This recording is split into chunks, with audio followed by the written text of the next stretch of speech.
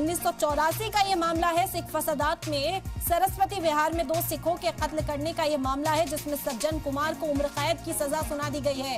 इस वक्त की अहम जानकारी आप तक पहुंचा रहे हैं। सज्जन कुमार की मुश्किलात इस वक्त बढ़ती हुई दिखाई दे रही हैं। सज्जन कुमार को उम्र कैद की सजा सुना दी गई है। अहम जानकारी इस वक्त आप तक पहुंचा रहे हैं। तो ये बड़ी खबर दिल्ली से इस वक्त आप तक पहुंचा रहे हैं। सज्जन कुमार को उम्र कैद की सजा सुना दी गई है। आपको बता दें कि सिख दंगे केस में कांग्रेस के साबिक सांसद सज्जन कुमार की मुश्किलें बढ़ चुकी हैं। उन्हें उम्र कैद की सजा सुना दी गई है। अहम जानकारी इस वक्त आप तक पहुंचा रहे हैं। 1984 का ये मामला है। सिख दंगों में उनके ऊपर इल्जाम है कि 2 सिखों का कत्ल उन्होंने किया था। 2 सिखों के कत्ल का इल्जाम उनके ऊपर है। सरस्वती विहार में ये कत्ल हुआ था, जिसके मुलजिम ठहराए गए थे सज्जन कुमार, और अब उन्हें उम्र कैद की सजा सुना दी गई है। बड़ी खबर इस वक्त की आप तक पहुंचा रहे हैं। आपको बता दें कि 1 नवंबर 1984 को दिल्ली के सरस्वती विहार इलाके में 2 सिखों को, जिनका नाम जसवंत सिंह और उनके बेटे तरुणदीप सिंह था, उनके कत्ल के मामले में सज्जन कुमार को मुजरिम ठहराया गया और उम्र कैद की सजा सुना दी गई है। सज्जन कुमार को फांसी की सजा होगी, उनको निश्चित तौर पर निराशा हाथ लगी है। आप इस फैसले को कैसे देखते हैं? निराशा हाथ लगी है, उम्मीद में आए थे फांसी की सजा। हाँ जी, हम तो कहते हैं अब भी हमारे लिए तो निराशा ही है। जब उसको उम्र कैद हुई, हमारे लिए तो नाइंसाफी है। अब भी हम कहते हैं उसको फांसी मिलनी चाहिए। जब हम अनाथ हुए थे ना, हम छोटे छोटे बच्चे थे, जब हमारे परिवारों को मारा था, जिंदा को जलाया था, तो उनके बच्चे भी ऐसा ही अनाथ हो तो उनको पता चले। लेकिन वो तो फिर भी बुढ़ा हो गया, उसको फांसी नहीं हो रही।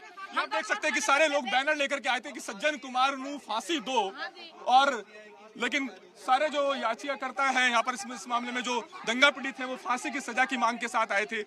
अब अभी हाईकोर्ट जाने का विकल्प आपके पास है। आप हाईकोर्ट अप्रोच करेंगे इस फैसले के लिए? हाँ जी, करेंगे। जब तक हमारी सांसें चलेंगी हम जब तक लड़ेंगे। हम यही चाहते हैं उसको फांसी।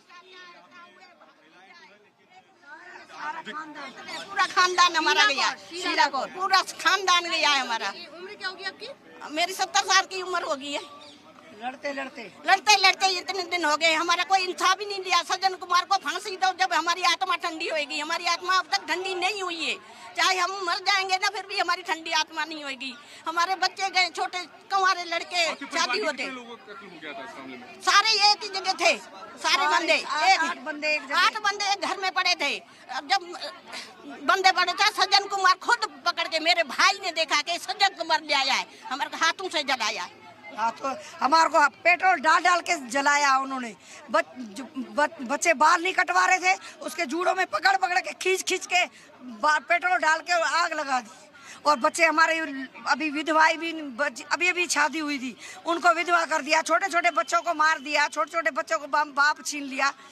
हमें इसको फांसी चाहिए, फांसी देनी चाहिए इसको। चाहे 100 साल का हो जाए, चाहे 80 साल का हो जाए, फांसी चाहिए इसको। बिल्कुल, जो दंगा पीड़ित हैं उनका ये कहना है कि भले ही सज्जन कुमार ये दलील दे रहा है कि वो 80 साल का है, तमाम बीमारियों से जूझ रहा है, लिहाजा सजा में रियायत का अधिकारी है, लेकिन ये अपने आप में कोई रियायत का अधिकारी नहीं बन जाता। दंगा पीड़ितों का ये कहना है। उनका ये कहना है कि सज्जन कुमार पर आरोप बहुत संजीदा है। उन्होंने अपने परिजनों को खोया है, उन्होंने अपनी आंखों के सामने सिखों को जलते हुए देखा है, घर वालों को मरते हुए देखा है। और ऐसे में जब 70 साल की महिला भी इस उम्मीद में पहुंचती है कोर्ट से कि सज्जन कुमार को फांसी की सजा हो, और कोर्ट का ये फैसला निश्चित तौर पर उनके घाव पर मरहम लगाने वाला तो नहीं है, उन्हें निराशा देने वाला है। और उनको अभी भी उम्मीद है कि इस फैसले के खिलाफ जब वो हाई कोर्ट और सुप्रीम कोर्ट का रुख करेंगे तो वहां से सज्जन कुमार को फांसी की सजा होगी। तो निश्चित तौर पर जो दंगा पीड़ित है उनको निराशा तो हाथ लगी है, लेकिन इस केस को आप इस तरीके से भी समझ सकते हैं कि ये दूसरा ऐसा मामला है जिसमें सज्जन कुमार को उम्र कैद की सजा हुई है।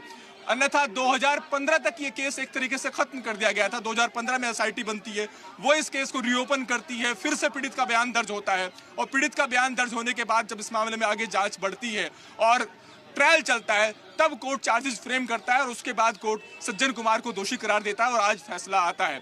हालांकि इस मामले में प्रोसिक्यूशन की तरफ से और दंगा पीड़ितों की तरफ से फांसी की सजा की मांग की गई थी।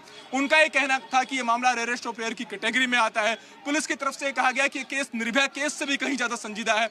निर्भया केस में एक महिला को टारगेट किया गया था, लेकिन इस केस में पूरे समुदाय को टारगेट किया है, और ये सिर्फ 2 सिखों के कत्ल का मामला नहीं है, बल्कि सिखों का जनसंहार हुआ था, और ऐसे में फांसी की सजा से कम कोई दूसरी सजा हो नहीं सकती, ऐसा पीड़ितों की तरफ से और पुलिस की तरफ से जो दलील रखी गई थी उसमें कोर्ट में कहा गया था। लेकिन इसके बावजूद सज्जन कुमार को आज कोर्ट ने उम्र कैद की सजा दी है। हालांकि जैसा मैंने कहा कि इस फैसले के खिलाफ भी अपील करने का अख्तियार बनता है।